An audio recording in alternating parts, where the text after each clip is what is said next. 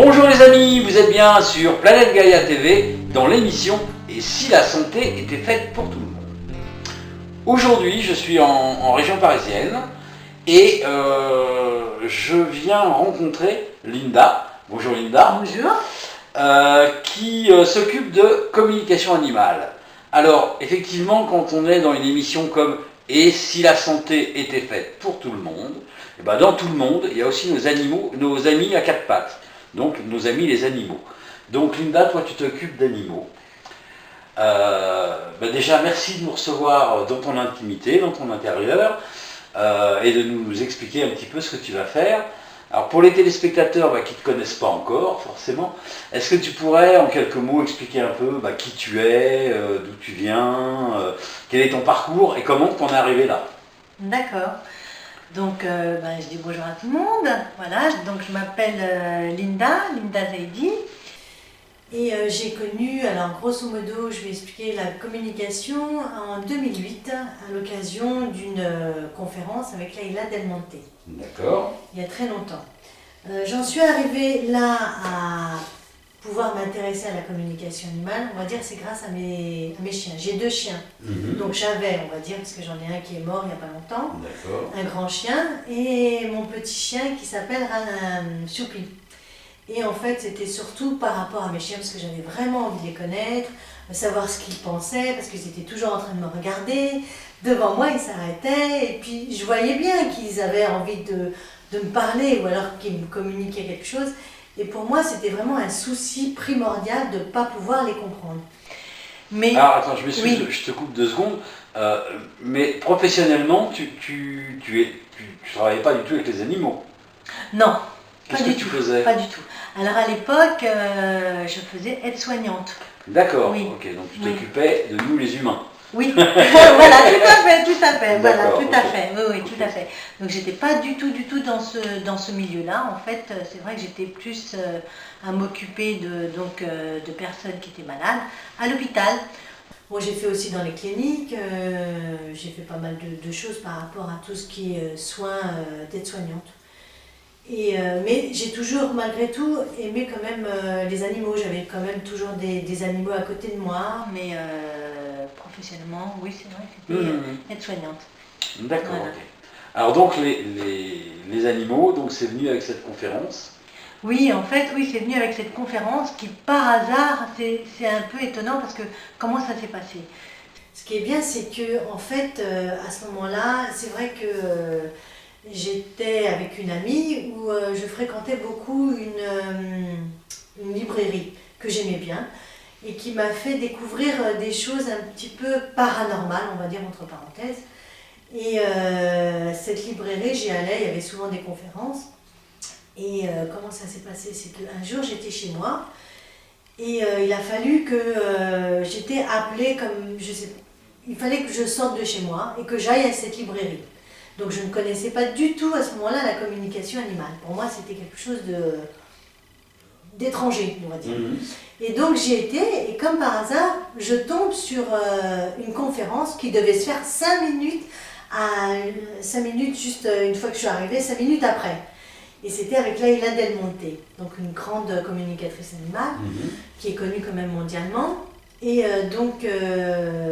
évidemment, moi ça m'a tout de suite interpellée, donc j'ai participé à cette conférence. Et donc ça m'a appris que la communication animale existait. Bon, à ce moment-là, c'est vrai, comme c'était en 2008, il y a quand même assez longtemps, je ne me suis pas posé plus de questions, mais ça m'a quand même ouvert à quelque chose qui fait que je ne connaissais pas par rapport aux animaux qui communiquaient. Mais je ne me suis pas dit, tiens, je vais commencer à faire les cours. Non, non.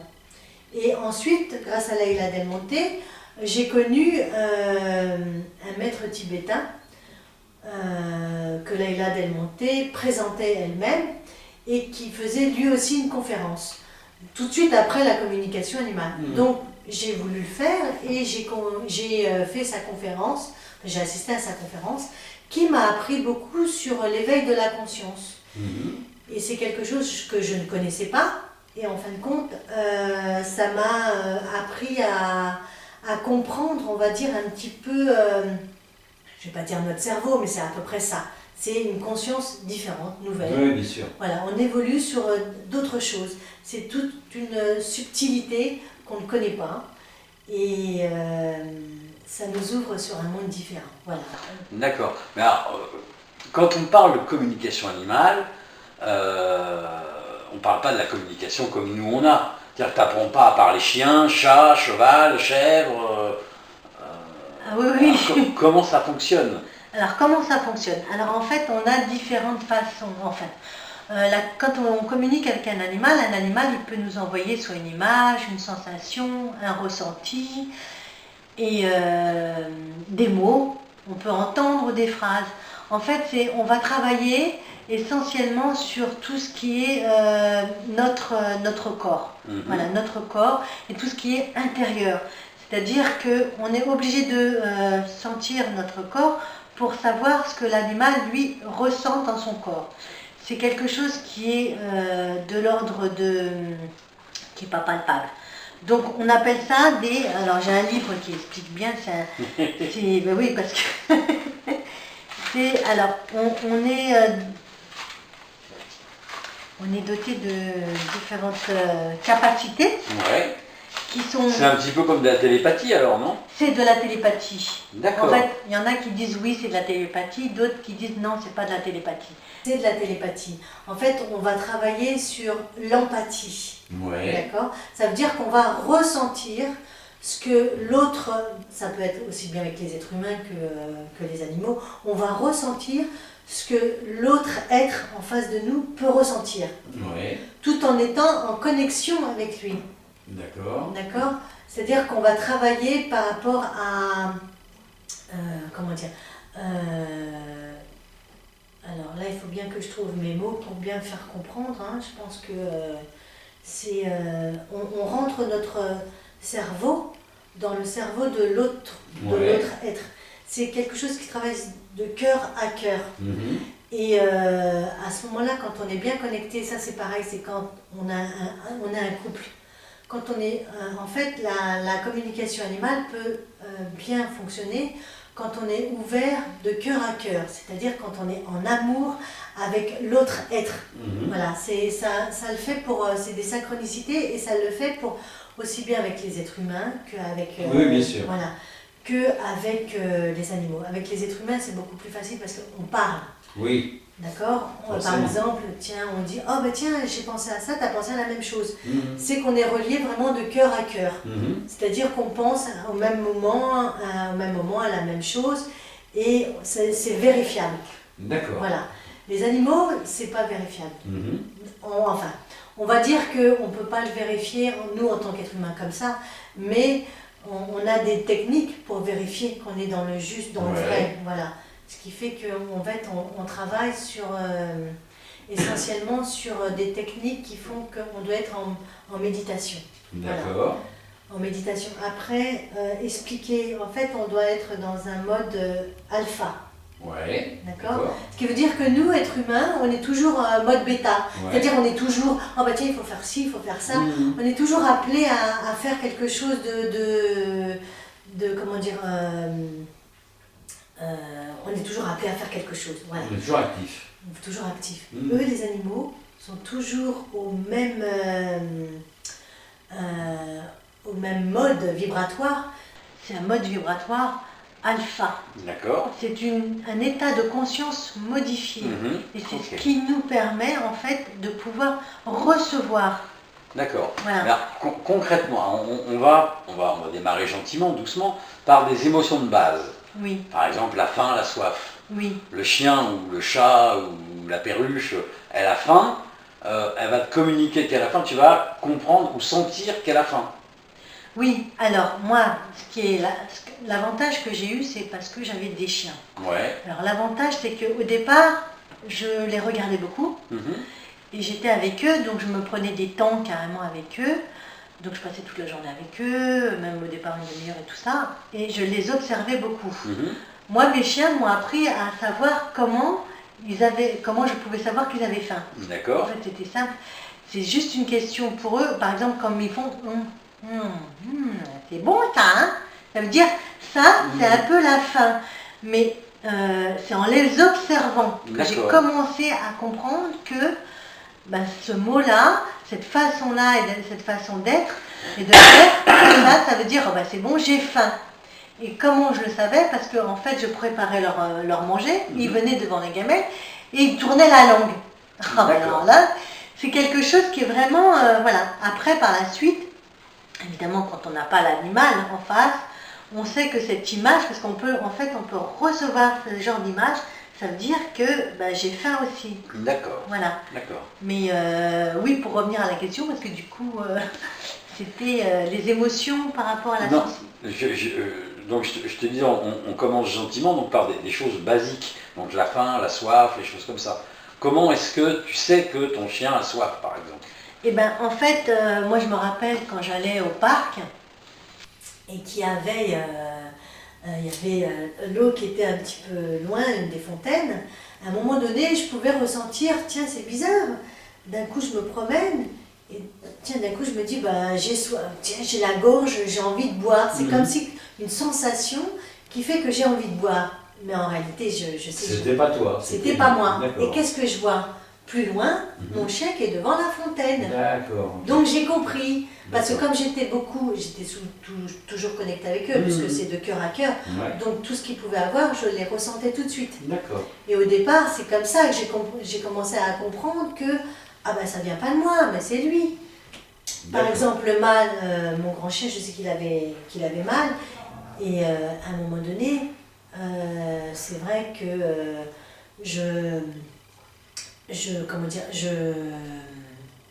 par exemple, il était allongé, puis à un moment donné, j'avais super mal. Mais je ne comprenais pas, parce que ça peut rester 5 minutes. C'est-à-dire que si c'est mon mal à moi, ça va rester tout le temps. Oui. Mais si je suis en connexion tout de suite avec lui, le mal que je vais avoir, je vais peut-être le ressentir 5 minutes. D'accord. Je vais me tourner vers lui, je vais le regarder, et hop, je vais le sentir. D'accord. C'est comme ça que je peux savoir que, en fait, il a quelque chose qu'il a. D'accord. Voilà, c'est comme ça que j'ai pu remarquer que je ressens. Ça, c'est le ressenti. D'accord. Ça, on va dire, c'est pour les fonctions basiques. Oui. Faim, soif, douleur.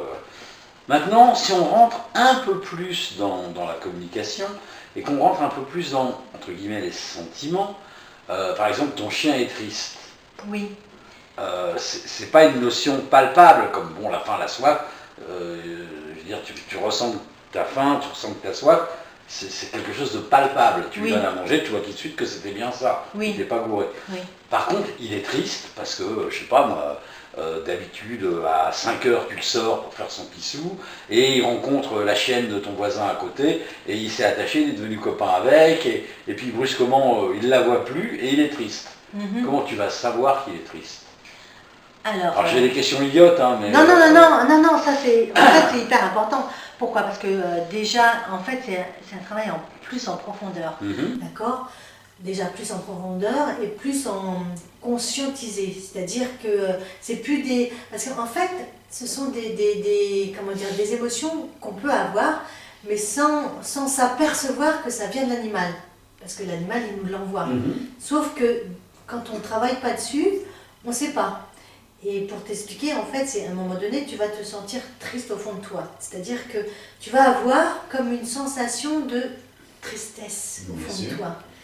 Et ça, c'est ce qu'on appelle la connexion donc, de cœur à cœur et qui te met l'émotion au fond de toi. Et c'est l'émotion que tu ressens, c'est cette émotion-là de tristesse. Par exemple, tu peux avoir aussi une émotion de joie, une émotion de paix, de tranquillité, ou une émotion de toutes sortes d'émotions.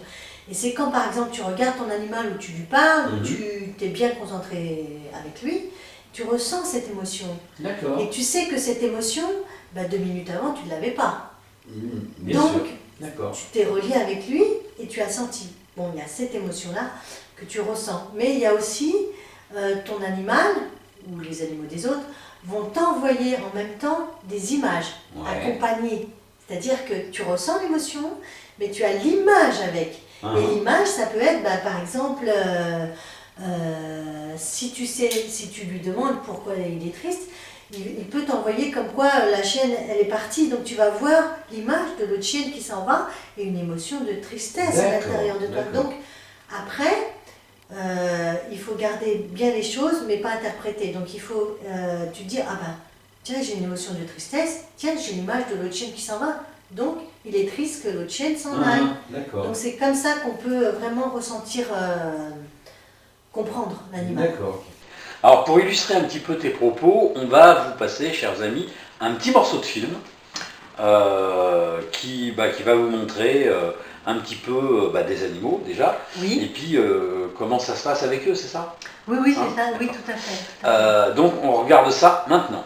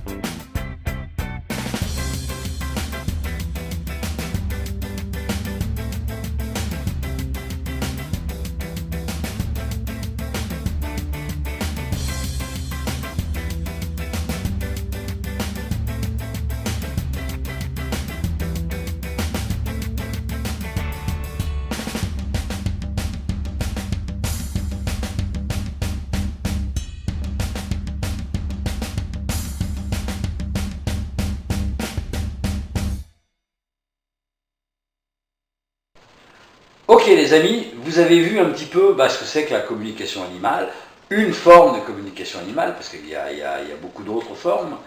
Est-ce que tu peux nous expliquer un petit peu ce qu'on vient de voir là? Oui, alors en fait, là on a vu un petit peu, on va dire, la joie que à travers les animaux, ils nous procurent, et comment en fait, moi je sais que quand je suis à côté des animaux et avec eux, il y a une joie, donc ils la ressentent et ils sont heureux, donc on peut jouer beaucoup plus facilement, ils sont vraiment dans le moment présent, mais ils savent comment je suis, c'est-à-dire que ma vibration, ils la captent. Donc dès qu'un animal, parce qu'un animal peut être à côté de nous, il peut savoir qu'on est triste ou joyeux, et comment on veut faire. Donc dès qu'ils voient qu'on est dans la joie, ils vont jouer avec nous. D'accord. Donc c'est beaucoup plus facile. D'accord, d'accord, ok. Voilà. Ok. Alors on revient un petit peu sur la communication animale. Donc toi, c'est ce que tu fais avec tes animaux, mais tu le fais aussi avec les animaux des autres. Oui, je le fais en fait beaucoup plus facilement avec les animaux des autres qu'avec mes propres animaux. D'accord, pourquoi? Parce qu'en fait, comme ce sont mes propres animaux, j'ai une sensibilité beaucoup plus accrue, on va dire. Oui. C'est ça. Et des fois, on peut être amené à se dire non, en fin de compte, c'est notre mental.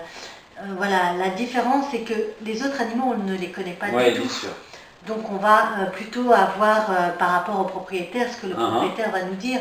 Parce qu'on ne peut rien inventer. Nos animaux, on peut, on va dire, avoir des subjections de nous-mêmes qui peut un peu fausser dans la mesure où c'est nos animaux, donc on se dit peut-être que c'est ceci ou cela, c'est pas du tout pareil. Oui, la sensibilité elle est beaucoup plus grande.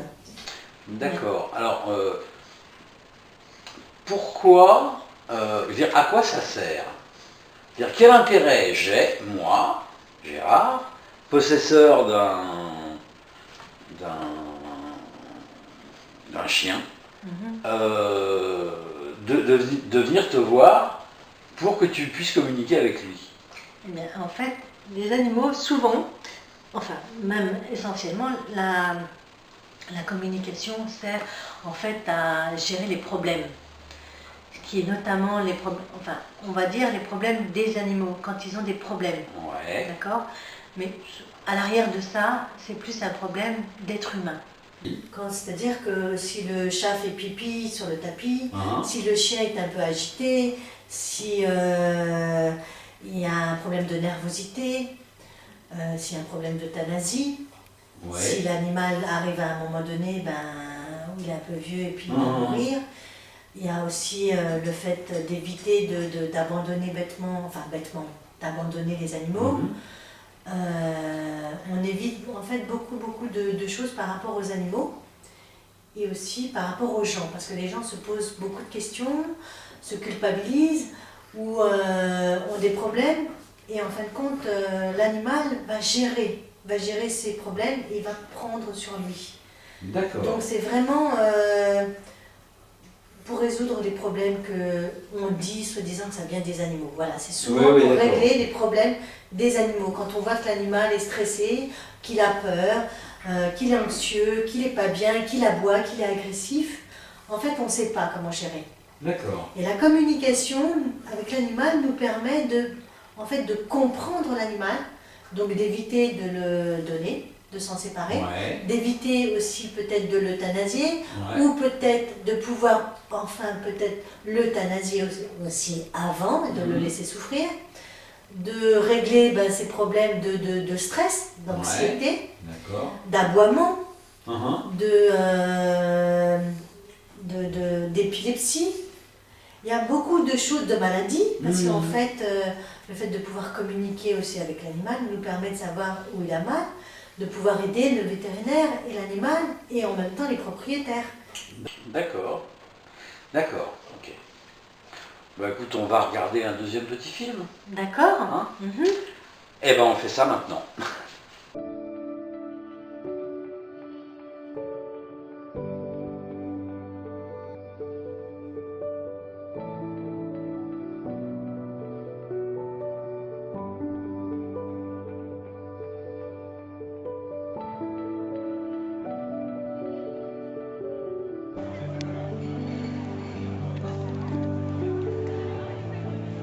Regarde. Regarde. Regarde-le, regarde-le, le voleur. Le voleur, regarde-le. Regarde-le, le voleur. Il a préféré qu'il a fait tomber. Hein?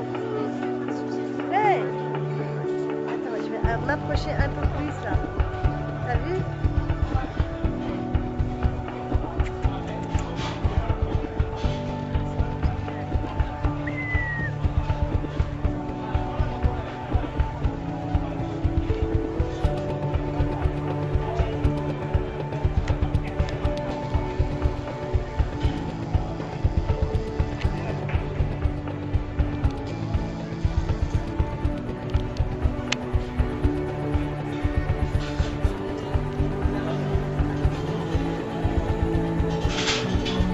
Ah, c'est extra.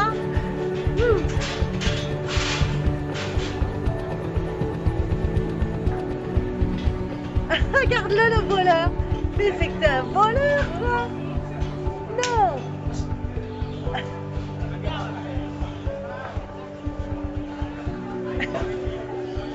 Ah, c'est trop extra.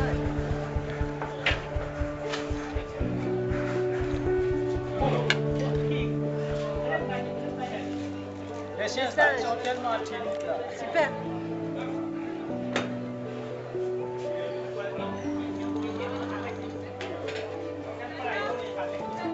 Oui, j'arrive.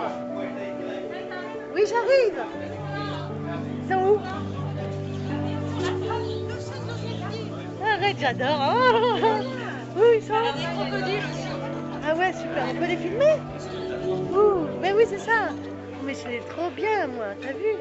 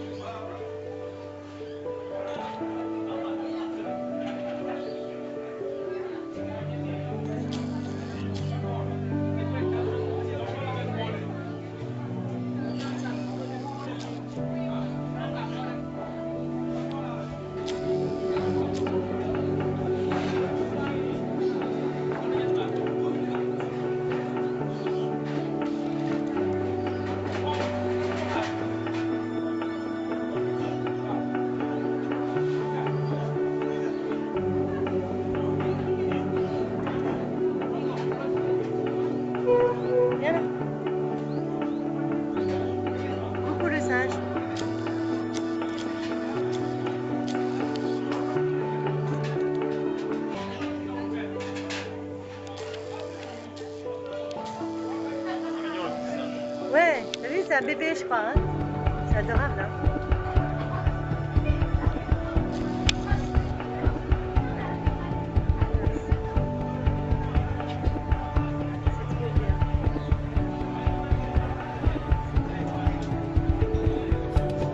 Là, il y en a.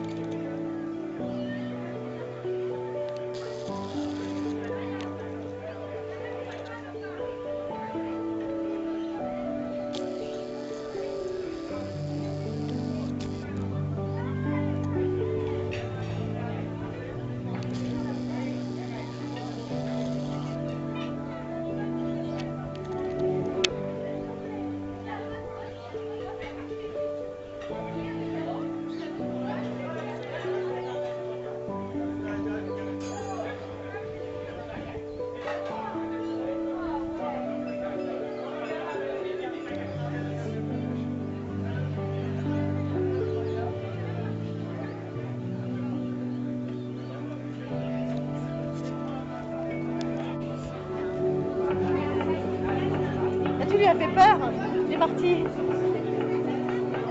Ah, il est pas sympa, hein. Oh, mais toi t'es là, je t'ai pas vu.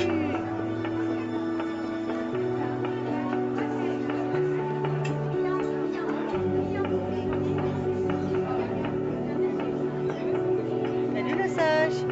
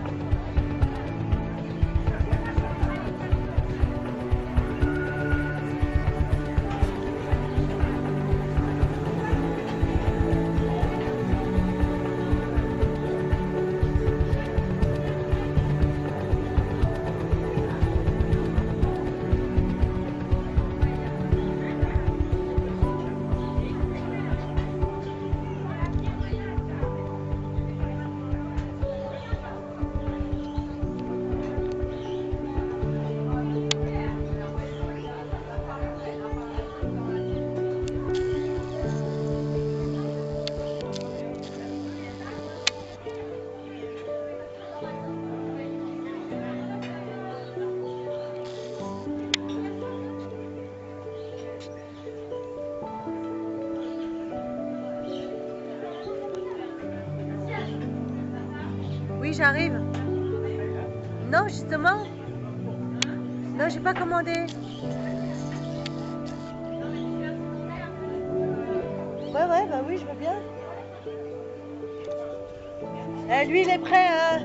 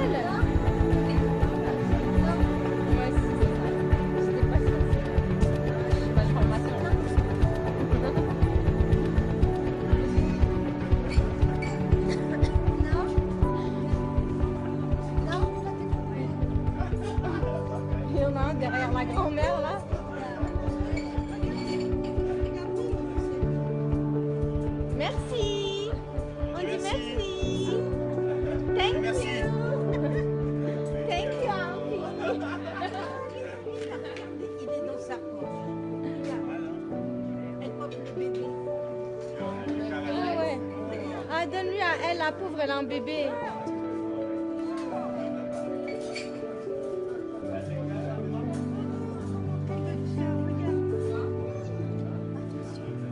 Donne-moi un peu de flexible, arrête de faire un film, hein. Ouais, je te filme.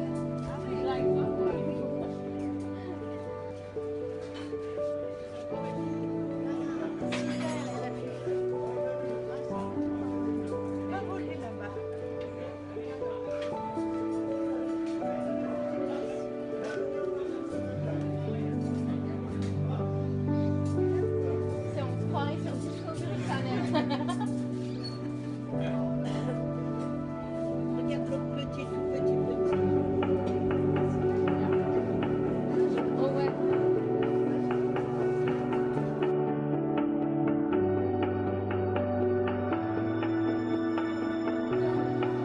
Doucement, hein.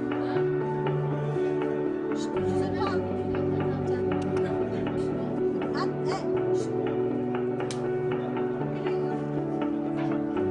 non.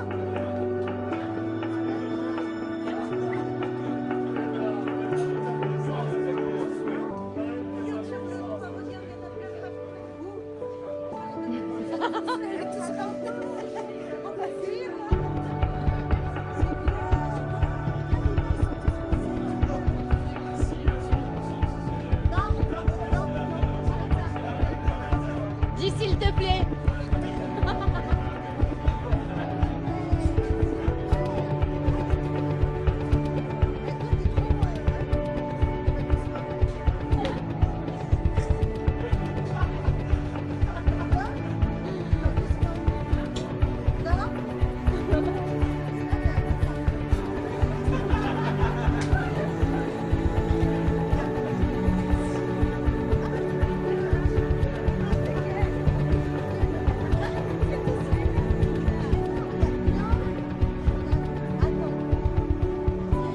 Donne la main, donne la papate. Bravo.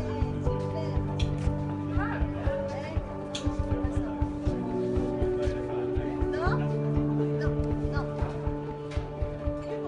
Ça, c'est une femelle. Non. Ouais, c'est ça. J'étais pas sûre que c'était une malformation. Non.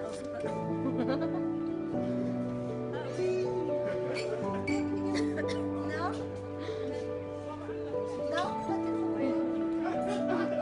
Il y en a un derrière ma grand-mère là.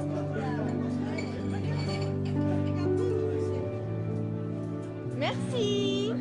On dit merci. Thank you. Thank you, Auntie.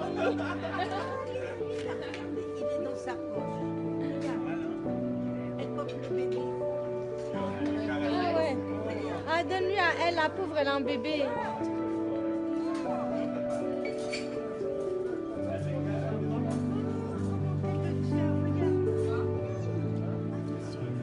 Donne-moi un peu de flexible, arrête de faire un film, hein.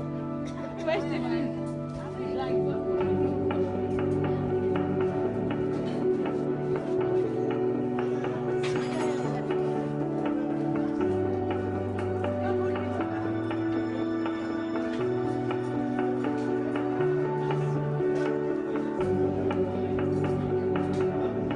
On se croirait sur Discovery Channel.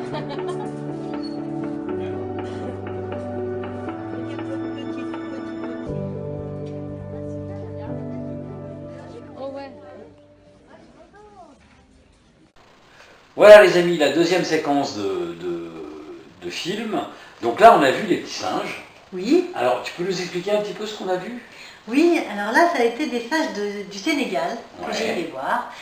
Et bon, évidemment, c'était dans une réserve, mais c'est une réserve où les singes sont vraiment livrés à eux-mêmes, sont en Ouais. liberté. D'accord. Ils sont près de l'homme, sauf que le problème, c'est qu'ils n'approchent pas les hommes, d'accord? Ouais. Il y a un peu une peur au niveau aussi bien des singes que de l'être humain, Oui. d'accord?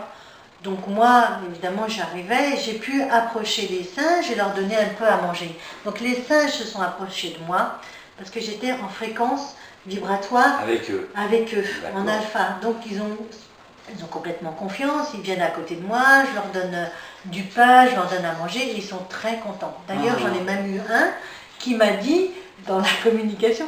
Oh, il m'a dit, oh, ben, je peux être à côté de toi, je suis tranquille, je suis bien là. Toi, je sais qu'il n'y a pas de problème. Donc je l'ai reçu vraiment D'accord, il était tranquille.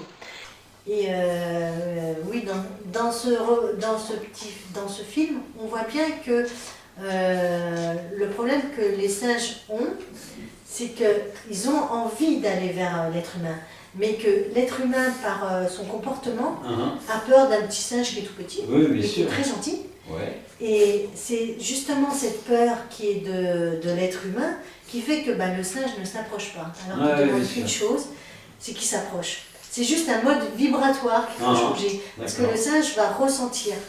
Oui, bien sûr. Voilà, si on arrive... Les animaux ressentent. Voilà, ils ressentent. Voilà. Ça, on est d'accord Voilà. là-dessus. Et si l'être humain sait que, en fin de compte, le singe il vient, il est juste gentil et qu'on peut juste lui donner des petits trucs et puis même le caresser et puis lui parler, ça changera toute la donne, quoi. C'est vraiment extraordinaire. D'accord, mais alors dans ces conditions, parce que là, on a vu des singes, mais si ça avait été des panthères, oui, alors, je veux dire, tu peux toujours arriver près des panthères, je sais pas, alors les panthères, alors je vais peut-être dire une connerie parce que je ne suis pas un spécialiste des animaux, mais ils vivent en couple ou en tribu, enfin en meute, je sais pas. Tu t'approches pas d'eux comme ça, même avec les meilleures intentions du monde. Alors là, c'est différent. Là, les singes sont habitués à l'homme, d'accord? C'est dans une réserve. Donc, ils sont habitués à l'homme, d'accord? Les panthères, si c'est des panthères qui vivent en milieu sauvage, c'est pas la même chose. Les animaux ont quand même un mode de vie à respecter, d'accord? Même déjà entre eux, d'accord? Il y a un mode de pas envahir leur territoire, d'accord? Il y a toujours la façon comment dire, des animaux qui est leur vie sauvage. Le mode de vie, c'est-à-dire qu'il faut d'abord connaître leur façon de vivre pour essayer de venir. C'est comme un hippopotame. Il peut être loin, il peut charger, c'est vrai, mais si on va passer à quelques kilomètres, on peut le regarder, mais il faut y aller doucement. C'est comme un éléphant, c'est pareil. Un éléphant, il va vous charger si vraiment il voit que vous êtes une menace. Si vous n'êtes pas une menace, il ne bouge pas. Il ne va pas bouger, mais c'est-à-dire que l'éléphant, surtout s'il est un petit, mais si vous respectez leur environnement, et si vous les respectez eux, les animaux, c'est pas des sauvages, on appelle ça des animaux sauvages, mais on va dire entre parenthèses, des sauvages, c'est pas plus des animaux. C'est pas forcément eux d'ailleurs. Voilà, c'est pas forcément eux. C'est parce qu'il faut simplement respecter leur mode de vie qui est pas s'introduire dans leur meute.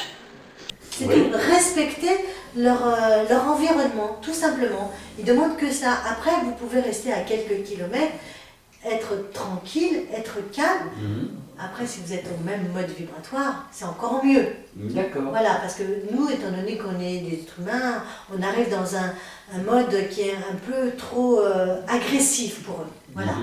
Il faut surtout pas être agressif. Il faut vraiment être déjà calme, en paix, tranquille, et pas émettre des choses qui vont être à l'encontre de leur... voilà, si on veut prendre des photos et puis aller trop près d'eux, oui, on va leur faire peur. Oui, bien sûr. Ça, c'est comme une poule. Une poule, elle est tranquille du moment où vous êtes tranquille. Mais si vous arrivez près d'elle, vous marchez doucement, tranquillement, elle ne va pas sauver. Vous arrivez un peu trop vite, elle se sauve. Bien sûr. Et la panthère, ça va être pareil. Sauf que eux, la panthère, ils vivent en meute. Donc là, c'est quelque chose vraiment à respecter. Parce que si c'est pas elle, ça va être quelqu'un d'autre de leur tribu. C'est vraiment à respecter. C'est vraiment quelque chose des animaux sauvages qu'il faut vraiment respecter et connaître. On ne peut pas arriver dans un milieu sauvage si on ne connaît pas un minimum. Oui, d'accord. Ce qui est un peu, surtout s'ils ne sont pas habitués à côtoyer les êtres humains. Oui, bien sûr. Voilà. Bien sûr. On va dire ils sont méchants, ils sont sauvages, Non. On a fait quelque chose qui n'est pas respectueux vis-à-vis d'eux. Alors, tu parlais tout à l'heure de mode vibratoire, tu te mets au même diapason vibratoire que l'animal que tu vas contacter, mais je suppose que le niveau vibratoire d'un petit singe, d'un chien ou d'une panthère, c'est pas le même. Enfin, je sais pas, c'est une question. Alors, si, en fait, tous les animaux sont en mode alpha. D'accord. Ils sont tous dans un mode alpha, c'est-à-dire qu'ils sont tous sur la même fréquence. Oui, mais la panthère, fréquence ou pas fréquence, quand elle a faim, elle va attaquer le mouton. Hein. Oui, mais toujours en mode alpha. Ouais, mais le mouton qui est en mode alpha, il sait bien qu'il va se faire attaquer. Oui, Donc, oui, mais ça, c'est les lois de la nature. mhm. Je veux dire par là, le mouton, il a peur, mais c'est une peur, mais c'est juste une peur pour sa vie. Mais ils savent qu'à un moment donné, c'est leur loi de la nature. C'est-à-dire qu'à un moment donné, oui, ils sont là pour vivre dans leur milieu sauvage, dans les savanes, mais ils savent qu'à un moment donné, bon, il y a peut-être le loup, il y a peut-être des animaux qui sont prêts à les manger, mais c'est juste, ils vont pas être agressifs par rapport à ça. D'accord. C'est juste sauver leur vie, mais pas une agressivité. Ce qui fait que, comment dire, comme on dit le mode alpha, il n'y a pas d'agressivité. Oui, non, ça d'accord. C'est- D'accord. c'est ça que En je- dehors des lois, moi j'ai déjà vu ça je l'ai pas vu de mes yeux, mais Oui. je l'ai vu dans des reportages à la télé, Oui. où on voit par exemple des lions qui ont mangé, donc qui sont pas en mode chasse. Oui. Les antilopes passent à travers les lions sans se faire agresser. Oui. Donc effectivement ça ils savent, mais je suis pas sûr que même en me mettant en mode alpha, j'aurais envie de jouer l'antilope et de traverser un tronc pour Ah deux non lions, tu vois. Moi je dis pas ça. Ah non, non, non. Ah non, moi je dis pas le fait d'être en mode alpha. Moi je dis qu'il faut connaître comment dire, chaque animal, chaque race, enfin je sais pas comment on peut dire, Oui, chaque race. Ouais. chaque race d'animaux ont une façon, comme par exemple c'est comme les singes. Les singes c'est pareil. Eux ce sont des animaux qui captent beaucoup un grand environnement. Donc de loin, ils peuvent capter ce que vous pensez. D'accord ? Si vous arrivez avec un fusil, ils savent déjà d'avance. Ils disent oh là là, celui-ci, voilà. Donc là, c'est attention, on va comment dire, garder le territoire. Donc on ne va pas s'approcher. Là, ils vont être vraiment, ils peuvent être agressifs. Oui. C'est-à-dire qu'il faut connaître comment vivent toute espèce d'animaux. D'accord. C'est comme les loups, par exemple. Les loups, Ouais. eux, ce sont des peureux. Ils ne vont pas agresser. D'accord ? Oui. S'ils savent que l'être humain va venir, le loup ne va pas nécessairement agresser. Le loup, ils vont être en meute, certes, ils ont tendance à être plus peureux. Oui. Donc, même s'ils viennent, même si on vient vers eux, même avec un fusil, ils vont plutôt avoir tendance à se sauver. À se sauver. Voilà. Sauf s'ils sont en mode chasse, parce qu'ils ont faim. Oui, ah oui, là c'est pas Là, pareil. c'est autre chose. Voilà, c'est ce que je dis. Je dis en fait, chaque espèce, il faut savoir comment chaque espèce vit. C'est-à-dire qu'à un moment donné, oui, quand ils doivent aller chasser, donc ils chassent à plusieurs, Oui. et on voit comment ils font pour chasser, d'accord ? À ce moment-là, c'est vrai qu'il ne faut pas aller essayer de le tuer, parce que ils vont, s'ils veulent, ils vont pas agresser pour agresser. S'ils agressent, c'est que déjà ils se sentent agressés, et c'est par le fait qu'ils ont envie d'aller manger, donc ils vont essayer de tuer un animal. Donc si on les empêche de faire ça, oui, là, à ce moment-là, ils peuvent agresser, je veux dire. Mais ils ne vont pas agresser pour agresser. Voilà, c'est pas le rôle d'être méchant. Comme on dit à un moment donné, il y avait je ne sais plus où, dans quelle région, on dit les loups, ils attaquent, ils sont méchants. Non, non, c'est parce qu'en fait, à un moment donné, les loups attaquaient parce qu'il n'y avait plus rien à manger pour eux. Leur région, on enlevait tout. Ouais. Donc au bout d'un moment, eh ben, c'est vrai qu'ils sont obligés de manger, de chasser. Bien sûr. Donc il y a eu à un moment donné, je crois qu'ils ont dû attaquer des êtres humains, mais voilà. Et je ne sais plus où c'était, mais je sais qu'il y a eu, alors je ne sais plus, comment il s'appelle, je ne sais plus, c'est quelqu'un qui est c'est Jean-François d'Assise, je crois, je ne sais plus si c'est ça. Saint François d'Assise. Voilà, qui a parlé avec les loups à un moment donné, il y a bien longtemps. Et il y avait eu, parce qu'il y a eu 2 épisodes par rapport aux loups, mais bon, ça c'était un des plus anciens, où on dit que on avait demandé à Jean-François d'Assise, c'est ça, de discuter avec les loups. Il a discuté, il leur a parlé, et en fait les villageois se sont mis d'accord pour donner de la viande et les loups n'attaquaient plus, ils D'accord. allaient manger. Voilà. D'accord. Et ça s'est répertorié des années après. Ah. Des années après. Et il y a eu quelqu'un qui est rentré en communication aussi avec les loups, je ne sais plus où c'était, si c'était dans le sud, et qui est rentré en communication et qui a compris le problème que c'était.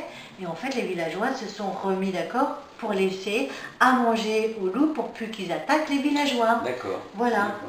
En fait, moi je dis que chaque personne, quand on va dans le milieu sauvage, il faut connaître chaque espèce et respecter l'environnement de chaque espèce. Bien sûr. Voilà. Après, c'est vrai qu'on ne peut pas passer au milieu des antilopes. Si on passe au milieu des antilopes, déjà qu'elles ont peur de l'être humain. Si on passe comme ça, ben évidemment. En fait, même les antilopes, je suis pas Bah sûre. si, parce moi que j'ai déjà elles- fait, en Afrique Oui, j'ai elles déjà vont, fait. elles vont pas attaquer, je pense. Ah pas. non, les antilopes Voilà, n'attaquent les- pas, elles voilà. ont tendance à fuir. Voilà, c'est ce que j'allais Mais dire. effectivement, moi j'ai, Voilà, et c'est ça. ça c'est Ben oui, l'expérience c'est ça. que j'ai vécue, Oui. en étant en mode alpha, effectivement, j'ai pu traverser à côté des antilopes sans qu'elles s'enfuient. Voilà, c'est ça. Parce que j'étais pas là pour les agresser, Voilà. et elles ont senti que j'étais pas là pour les Voilà. agresser. Et Donc elles n'ont pas bougé, elles ont continué à Voilà. brouter, comme si de rien n'était. Voilà. Et elles ont ressenti ce que tu étais. Ouais. C'est tout à ça. fait, ouais. Parce que si on n'est pas préparé, et si on n'a pas fait de tout un travail spirituel ou psychologique, évidemment, elles vont ressentir comme on est. Bien sûr. Elles vont ressentir que, ben oui, on vient, on a envie. C'est même pas un rôle méchant, c'est-à-dire que les touristes viennent et puis, oh bah je veux voir, et puis Oui. c'est ce côté-là, ils ne savent pas. Oui, On va émettre de la peur, oui. elles vont ressentir. Oui, non, bien sûr. C'est juste ça qui va Bien faire sûr, que ça bien va sûr. dévier dans une situation qui aurait pu être tout à fait normale. Oui, non, mais tout à fait. Voilà, c'est ça en fait. Hein. Ok, bon, on se refait un petit film. Oui, bien Allez, sûr. c'est parti. Un troisième extrait, maintenant.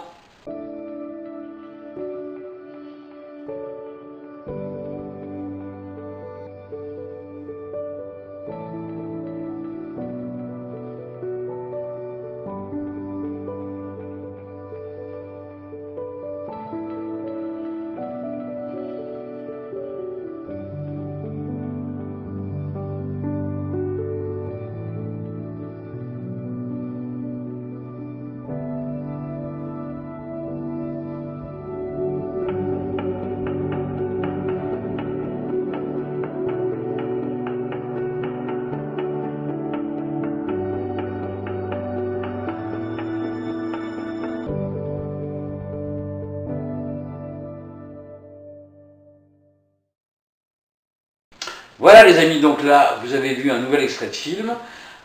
Tu peux nous expliquer un petit peu ce qu'on vient de voir? Oui, ben, en fait, j'aime bien prendre des photos ou des vidéos d'animaux comme ça que je vois, soit qui se reposent ou alors qui viennent vers moi. Et j'observe un peu et puis, bon, des fois de loin, je leur parle. Ou je regarde simplement comment ils sont, comment ils se comportent, même vis-à-vis de mes chiens, comment ils sont avec eux. Comme une fois, il y avait le corneille qui venait derrière mon petit choupi. Ouais. Donc j'ai un peu expliqué à une amie ce qu'il allait faire, parce que j'avais capté déjà le D'accord. corneille, ce qu'il allait faire par rapport à mon chien. Donc j'observe et je me dis, tiens, le corneille qui vient derrière mon chien puis qui essaye de picorer puis de l'embêter. Donc j'observe, voilà. Et puis il y avait un autre chien qui est parti parce qu'il a compris que le corneille allait aller vers lui. Donc il est parti déjà d'avance. Voilà. Moi c'est des choses comme ça que j'aime bien observer, puis je filme la façon dont les animaux se comportent les uns avec les autres. C'est un petit peu leur univers à tous. D'accord, Voilà. d'accord. Revenons un peu sur ta pratique, sur le travail que tu fais avec les animaux. Donc moi je viens te voir parce que mon chien aboie tout le temps, ou il n'arrête pas de vouloir mordre le facteur, qui lui a rien fait pourtant, mais bon, qui a peut-être un peu peur de lui, j'en sais rien, je sais pas quelles sont leurs relations. Oui. Et donc, bon, pour moi c'est un problème quand même, parce que le facteur il n'ose plus venir chez moi, donc j'ai quand même besoin de recevoir mon courrier. Hein. Oui. Donc je viens de voir avec mon chien. Et alors comment ça se passe? Je te laisse, je m'en vais, je vous laisse tous les deux? Ah non, non, pas du tout, pas du tout. Alors en fait, là ça va, c'est juste une communication que je fais avec l'animal et je lui pose la question. Alors en fait, il faut bien savoir qu'il faut bien me préciser quel aboiement et à quelle période et à quel moment. Parce que les animaux, surtout les chiens, sont appelés à aboyer pour tout. Moi je dis pas pour tout, mais c'est comme une expression, c'est comme par exemple on parle, bah eux aussi ils parlent. Voilà, ils parlent, ils s'expriment en aboyant. Voilà. Ouais. Et je dis ça parce que j'avais mon grand chien qui avait tendance à aboyer, mais je savais à chaque fois pourquoi. Donc c'est pour ça que je dis que quand par exemple un chien aboie par exemple, alors si c'est comme tu m'as dit pour le facteur, d'accord, c'est quelque chose de bien précis à ce moment-là. Donc j'interroge l'animal, je rentre en communication avec lui et je lui demande pourquoi tu aboies quand le facteur arrive, qu'est-ce qui se passe, qu'est-ce qui fait que tu aboies. Et à ce moment-là l'animal va me répondre, il va me dire voilà c'est pour telle ou telle raison. Ensuite... Mais moi je suis là, je suis toujours là. Ah non. Non, je suis parti moi. Non, alors non, pas du tout. Alors, ça, ah oui. Alors en fait, la face, c'est de distance. C'est-à-dire que moi, j'ai besoin d'avoir juste la photo. Ah, je viens pas te voir avec mon chien. Non, tu viens pas me voir. En fait, ça se D'accord. passe à distance. Après, je peux être à côté de l'animal et lui parler en direct. Ouais, d'accord. Mais bien souvent, j'ai juste besoin de la photo, du nom du propriétaire, du gardien. On appelle ça des gardiens. C'est D'accord. pas le propriétaire, c'est le gardien. Donc on a besoin d'avoir donc le nom du gardien et le nom de l'animal. D'accord. Ce sont trois choses essentielles à mon avis. D'accord.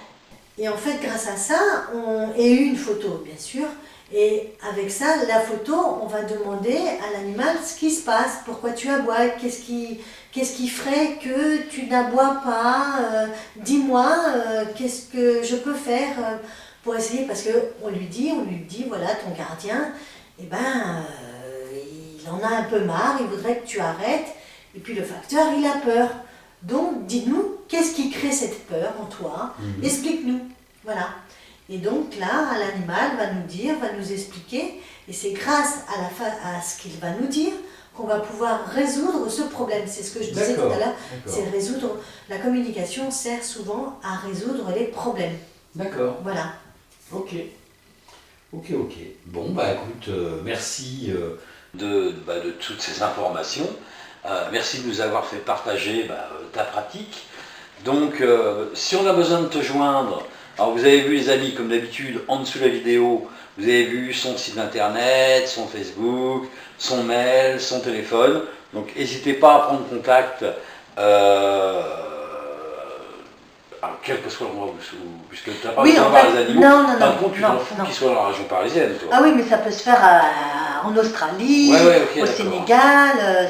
Voilà, j'ai fait des communications avec des animaux au Sénégal. Je veux dire, l'animal n'a pas besoin d'être là à côté. Non, pas du tout. Donc, n'hésitez pas à contacter Linda par n'importe lequel des moyens que vous avez vus en dessous de la vidéo, et elle se fera un plaisir de travailler avec votre animal, de résoudre son problème. Voilà, merci Linda de nous avoir reçus, merci pour toutes ces explications. Est-ce que pour conclure, tu veux dire quelque chose, un message à donner aux gens? Oui, alors pour moi, ce qui est essentiel, ce qui est important, c'est de savoir surtout par rapport aux animaux qui sont domestiqués, que bien souvent les problèmes, on va dire, relèvent plus de nous, êtres humains.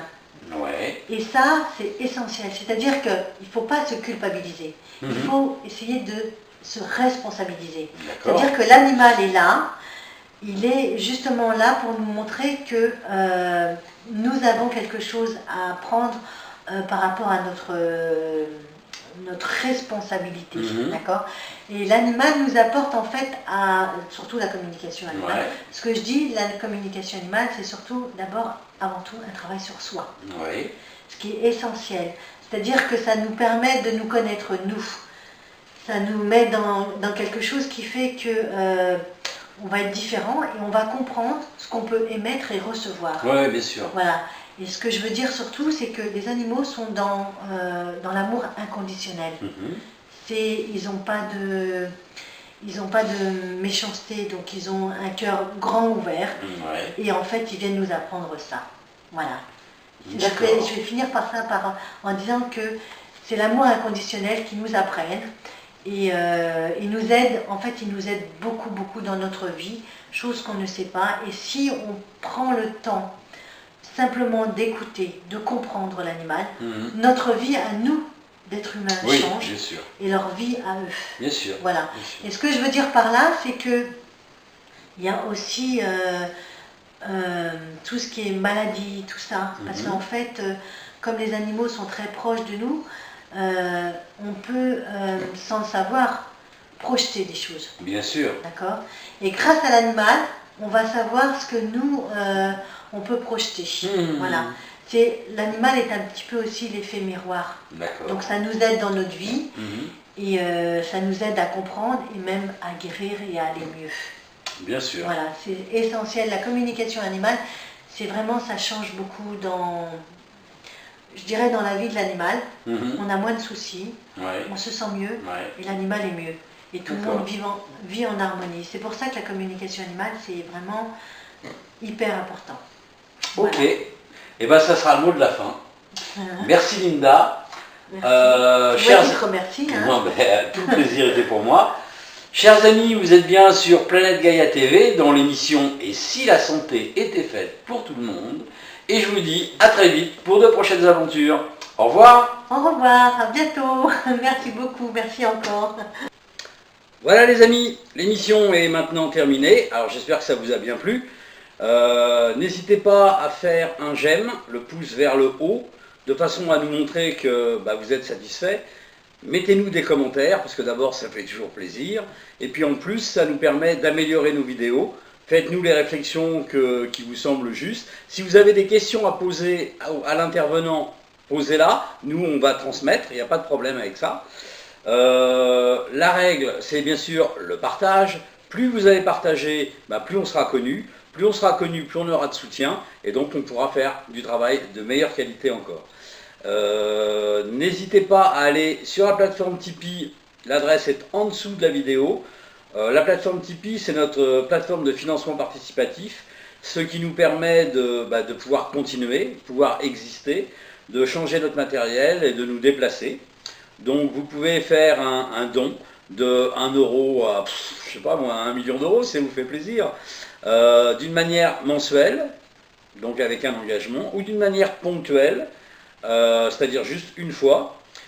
Plus on aura de sous de votre part, plus on aura un budget prévisionnel conséquent, et donc plus on pourra prévoir de vidéos. On pourra prévoir aussi de changer notre matériel, encore une fois, de façon à avoir un matériel encore plus performant. Actuellement, on sort une vidéo par semaine, tous les lundis.